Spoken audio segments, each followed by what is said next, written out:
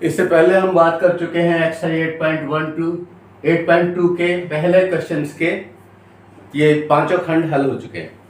अब इसके सीधे सीधे दूसरे प्रश्न पर आते हैं कि choose the correct options and justify your choice.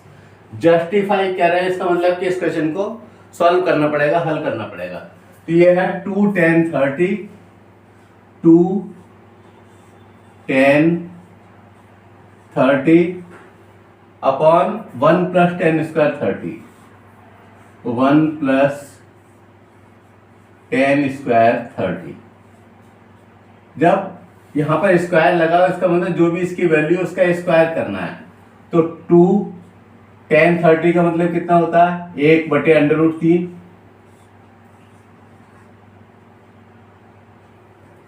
और 1 प्लस 10 30 का मतलब 1/√3 इसका स्क्वायर। तो ये हो गया 2/√3 और ये हो गया 1 प्लस 1/3 बराबर 2/√3। और इधर इसका एलसीएम लेंगे 3 होगा, 1 या 3, 3 प्लस 1 बराबर 2/√3/4/3। अब पहली का चौथी से 3 गुणा 2, 3 गुणा 2/4 गुणा √3।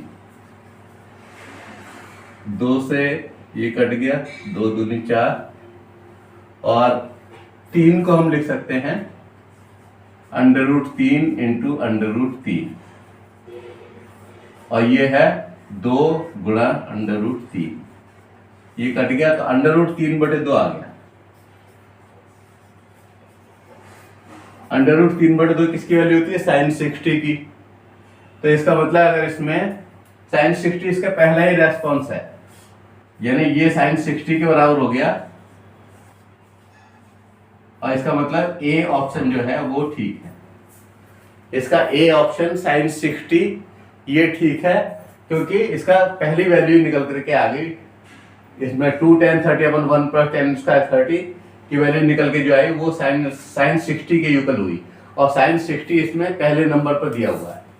तो ये पहला निकल करके आ गया, ए ऑप्शन सही है। और क्यों सही है वो करके दिखा दिया। अब इसके दूसरे हिस्से पहुंचते हैं।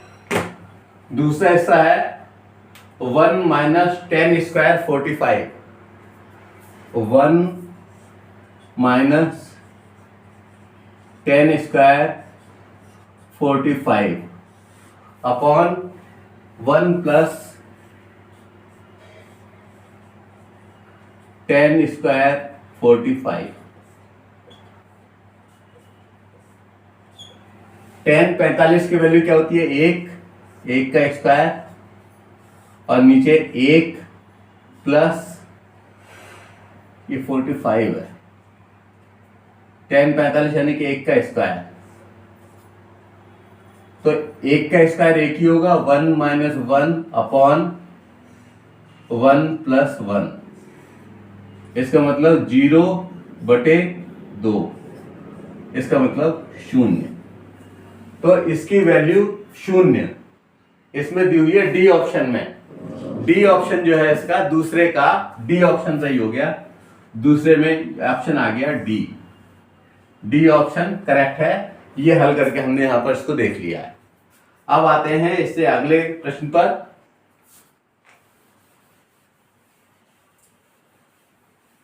ये कह रहे हैं sin 2a = 2 sin a। sin 2a = 2 sin a। इसमें हमें इज ट्रू, ये सही है, जबकि वेन a = पहले सारी वैल्यू लगा करके देखेंगे। पहले हम a बराबर 0 लगा के देख रहे हैं। तो sin 2 और 0 जब हमने यहां पर लगा दिया तो क्या मतलब हो गया? ये हो गया sin 0 बराबर कितना होता है 0। तो ये जो था इसका LHS वाला हिस्सा, ये 0 आ गई इसकी वैल्यू। अब इसको कर रहे हैं 2 sin A, 2 sin A, 2 गुणा साइन A की जगह पर हम 0 रख रहे हैं, 0 पहला है इसका, तो 0 बराबर 0। इसका मतलब ये पहला ही सही हो गया। इसका A ऑप्शन जो है वो ठीक है। A बराबर 0 लगाने पर ही ये दोनों बराबर हो जा रहे हैं, इसका मतलब ये ठीक हो गया। अब इसका है चौथा।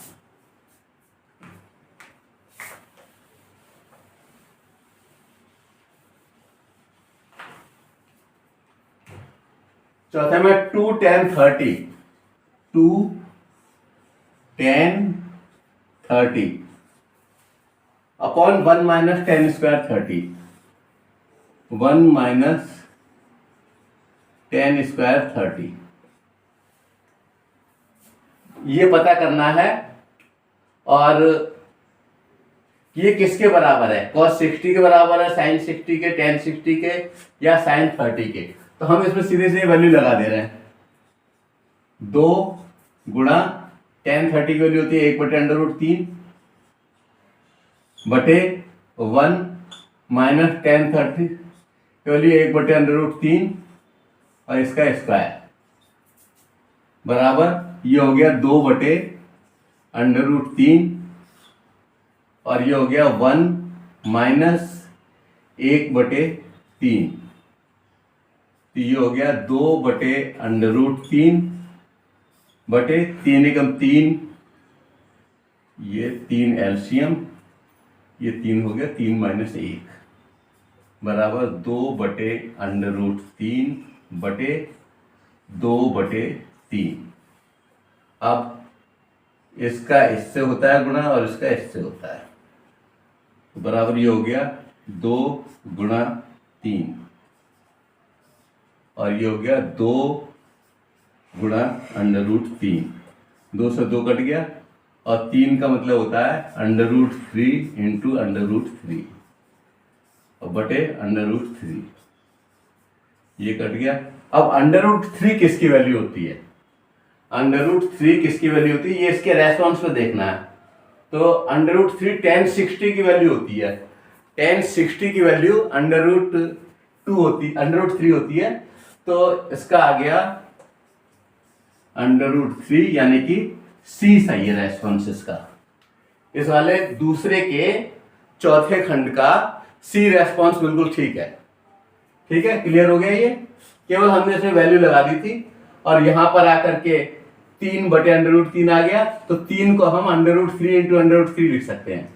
तो √3 कट गया, केवल √3 आ गया जो कि वैल्यू होती है tan 60 की। tan 60 की वैल्यू के बराबर होता है। इसका मतलब ये जो रेस्पॉन्स है C जो इसमें दिया हुआ है वो ठीक है। अब इसको साफ कर लेते हैं।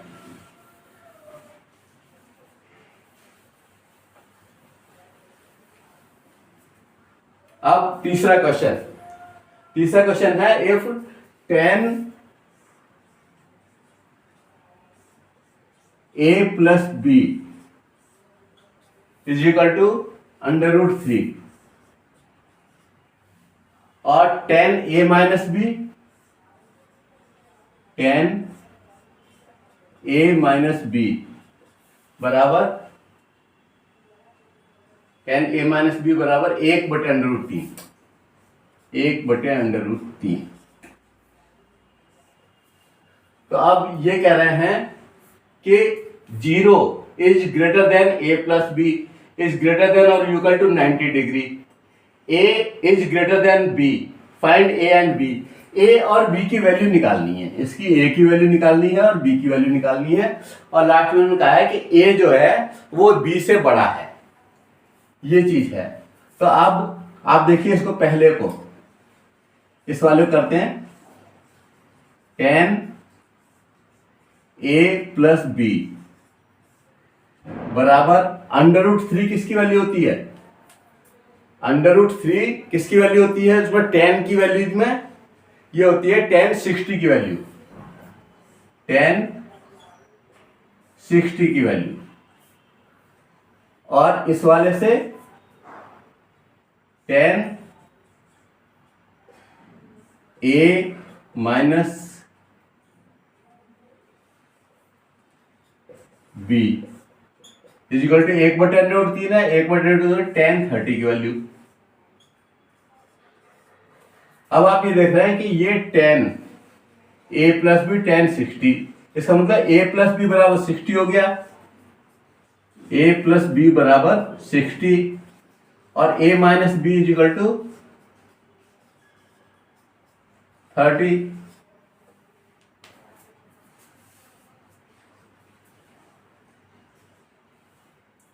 अब अगर हम इसको सीधे सीधे जोड़ ही दें तो ये कट जाएगा, तो 2a इजिकल टू 90, तो a इजिकल टू 90/2 बराबर 45। a की वैल्यू 45 आ गई, a की वैल्यू आ गई 45। अब इस a की वैल्यू को, ये जो समीकरण निकल करके आए थे जो इससे बने थे, उसमें कहीं भी लगा दीजिए a की वैल्यू को। अगर मान लीजिए हम इसमें, अगर इसको हम नाम दे दें पहला, इसको दे दें दूसरा, तो अब समीकरण 1 में a बराबर 45 रखने पर इसको पूरे को मिटा दें,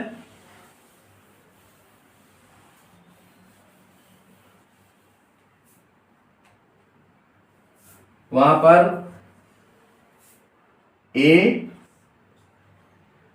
प्लस b बराबर 60 था, a की जगह पर हमने रख दिया 45 प्लस b इजिकल टू 60, तो b इजिकल टू हो जाएगा 60 माइनस 45 बराबर 15। b बराबर 15 आ गया और a बराबर 45। ये दोनों वैल्यूज निकल आई, कोण a 45 अंश का हो गया और कोण a 45 अंश का हो गया और कोण b 15 अंश का हो गया। ये चीज क्लियर हो गई। अब इसके बाद इस प्रश्नावली में एक क्वेश्चन और है, चौथा, वो ट्रू फॉल्स की तरह से है, तो उसको सीधे सीधे किताब से ले लेते हैं। इसमें इन्होंने कहा है कि साइन a प्लस बी बराबर साइन ए प्लस साइन बी, ये नहीं हो सकता, क्योंकि साइन ए प्लस साइन बी जोड़ करके इसके बराबर नहीं है। इसका मतलब पहला जो है ये फॉल्स है। दूसरा है the value of sine theta increase as theta increases, सही है, ये तो बात ठीक है, क्योंकि जो जो थीटा इंक्रीज होगा, साइन ए जब 0 होता है तो 0 होता है, 30 होता है 1/2, 1/√2, √3/2, और इस तरह से जो है थीटा इंक्रीज होने पर the value of sine theta increases as theta increases, ये ट्रू होगा दूसरा। तीसरा the value of cos theta increases as theta increases, ये कॉस थीटा में उल्टा होता है, यहाँ पे ये गलत हो जाएगा, तो मतलब तीसरा जो है इसके लिए फॉल्स लिखा जाएगा।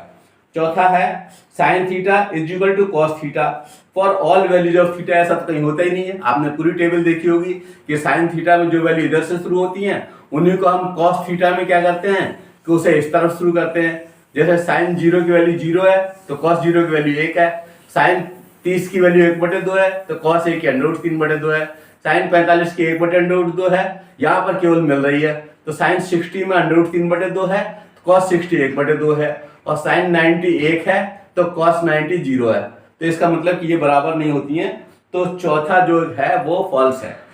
पांचवा है cot A is not defined for A is equal to 0, ये ट्रू सही, ये सही है, क्योंकि ये इन्फिनिटिव होता है, और cot A is not defined for A is equal to, यानी कॉट 0 की वैल्यू कह रहे हैं, तो कॉट 0 इन्फिनिटिव होता है, इन्फिनिटिव मतलब नॉट डिफाइंड, तो ये ठीक है, तो ये पांचवें में टी लिखा जाएगा। ठीक है, तो ये सारे के सारे क्वेश्चंस हो गए, और यहाँ पर एक्सरसाइज 8.2 कंप्लीट हो गई। इसके कुछ एग्जाम्पल्स हैं जो करने लायक हैं, बहुत इंपॉर्टेंट है, परीक्षा में आ चुके हैं, तो उन्हें आगे हम करके देखते हैं अगले खंड में। धन्यवाद, जय हिंद, जय भारत।